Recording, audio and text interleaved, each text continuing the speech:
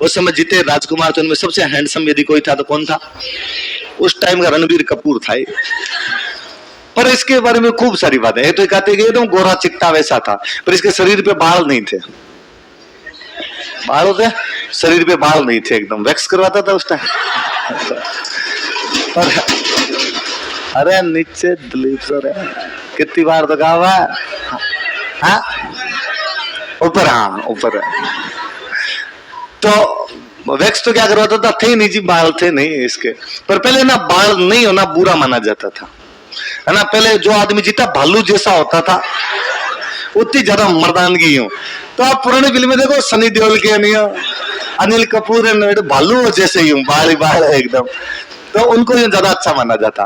पर ये वीरमदेव यूं हाजिर जवाब था, स्मार्ट था बहुत ज्यादा। तो कहते हैं एक दिन अलाउद्दीन के दरबार में बैठे हुए, और अलाउद्दीन ने ये बातों बातों में पूछा कि वीरमदेव, जब बाल बांट रहा था भगवान, तू कहाँ चला गया था? शरीर पे बाल नहीं यार तेरे। वापस हाजिर जवाब था, वापस आंसर दिया कि सुल्तान बात सही है आपकी, जब भगवान बाल बांट रहा था तब मैं उस स्टॉल पे थोड़ा लेट पहुंचा था, क्योंकि मैं उस स्टॉल पे ज्यादा खड़ा हो गया था जहां बहादुरी बन रही थी। क्या बन रही थी? तो मैं बहादुरी वाले स्टॉल पे 2 बार चला गया था, इसलिए मेरी बहादुरी तो डबल है। और जब मैं बाल वाले स्टॉल पे पहुंचा तो बाल खत्म हो गए थे, क्योंकि मुझे पता चला कि वहां आप 2 बार चले गए। तो अलाउद्दीन के क्या खूब सारे बाल थे। अलाउद्दीन बाबा भालू टाइप का था इस टाइम। तो अरे अब इस बात में एक तरीके से सुल्तान की बेइज्जती है, पर ये मजाक है। और सुल्तान को लगा यार लड़के ने क्या आंसर दिया, मतलब दंड भी नहीं दिया जा सकता, अपनी बात भी रख ली, अपनी बेइज्जती भी नहीं होने दी, अपने को जवाब भी दे दिया। और बाकी दरबारियों ने कहा थू थू यार, मतलब लड़का केवल हैंडसम नहीं है, बोलने में भी कितना तेज। ये सब बातें धीरे धीरे पूरी दिल्ली के अंदर घूमने लगी। भाई वीरमदेव आया हुआ इतना अच्छा बोलता है, सुल्तान को भी ऐसे जवाब दे देता है। ये बातें अलाउद्दीन की बेटी तक पहुंची। बेटी का नाम था फिरोजा।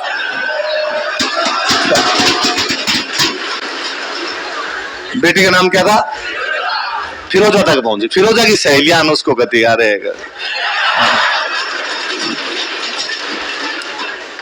बंदा है तो वीरमदेव है, बाकी सब। एक दिन वीरमदेव वो शरीर में हष्ट पुष्ट एकदम यूं नवयुवक की था उस टाइम। सुबह सुबह जिम जाके वापस आ रहा, टी शर्ट वी शर्ट निकाल गई और रखी हुई, पसीना वसीना आया एकदम। फिरोजा महल के ऊपर खड़ी थी और फिरोजा ने वीरमदेव को देखा और लव एट फर्स्ट साइट। अब फिरोजा अलाउद्दीन के पास गई और उसने अलाउद्दीन को जागा कि डैडी, मैं यदि शादी करूंगी तो किससे करूंगी? अलाउद्दीन का लाहौल विल्ला कुवत, गुस्ताख लड़की, ऐसे कैसे बात कर सकती है तुम? वो दूसरे मजहब का है, काफिर है, और तेरी शादी काफिर से कैसे की जा सकती है? उसने कहा कि पापा, मोहब्बत और जंग में सब जायज है। मोहब्बत यूं धर्म देख के थोड़ी की जाती है। अलाउद्दीन अब बेचारा नहीं थी, फिरोजा की मम्मी जल्दी अर्ली एज में डेथ हो गई थी। अलाउद्दीन ने कहा कि नहीं, मैं उससे तुम्हारी शादी कैसे नहीं कर सकता। तो वो रोई। उसने कहा आज मेरी मम्मी होती ना तो पक्का कर देती, और आप मेरी बात नहीं समझते हैं। तो अलाउद्दीन को लगा कि यार बिना माँ की बेटी है ये, तो अलाउद्दीन का ठीक है कर देंगे, तू रो मत अपने। वो कन्नड़ देव के पास आया। कन्नड़ देव को उसने कहा भाई, मैं मेरी राजकुमारी फिरोजा की शादी तुम्हारे बेटे वीरमदेव से, ये दोनों बाप बेटे करना नहीं चाहते थे, ये दोनों करना नहीं चाहते थे। तो उसने अब वहां तो मना कैसे करे, वहां कन्नड़ देव वीरमदेव वहां मना कर दे तो सुल्तान शाम से पहले पकौड़े बना ले दोनों के, तो उसको अलाउद्दीन खिलजी कहते थे लोग। तो इन दोनों ने कहा, पहले तो इन्होंने वैसे बहाने बना, अरे यार आप इतने बड़े राजा हो और हम यार छोटे मोटे राजा हैं, अपने में रिश्तेदारी थोड़ी हो सकती, रिश्तेदारी बराबर वालों में होती है। अलाउद्दीन ने कहा कि नहीं वीरमदेव अच्छा लड़का है, पूरा इसको हिस्ट्री याद कर रखी है, ज्योग्राफी भी याद है इसको, एकदम पहली लाइन से मेवाड़ के प्राचीन नाम से लेके पूरा सुना सकता है ये, और मैं तो किससे करूंगा? वीरमदेव। तो इन दोनों ने फिर बहाने बनाए। इन दोनों ने कहा कि हमारे पास पैसे नहीं है शादी के। तो अलाउद्दीन ने कहा पैसे कितने ले जाओ, पैसे क्यों चिंता करते? इन्होंने कहा तू पैसे दे पहले। अपने वाले राजस्थान वाले मांगते थे बड़े, पैसे ले आते। पहले कल्ला रायमल अकबर से ले आया था, ये पैसे लाए, पैसे लाके जालौर के किले को ऊंचा ऊंचा करवाया, जालौर के किले की मरम्मत करवाई। अभी अलाउद्दीन के पास मैसेज भेजा कि हम तो ब्याह आज करें कल करें, तेरे जो जी में है ना वो कर लेना। तो कहते हैं कि भाई अलाउद्दीन को बड़ा गुस्सा। अलाउद्दीन ने कहा पैसे ले गए तुम। तो अलाउद्दीन ने कहा अटैक कर दिया जाए। तो पहले फिरोजा कहती है बेचारी कि नहीं पापा ऐसे अटैक मत करो। मैं जाऊंगी मनाने के लिए, मैं बात करके आऊंगी एक बार।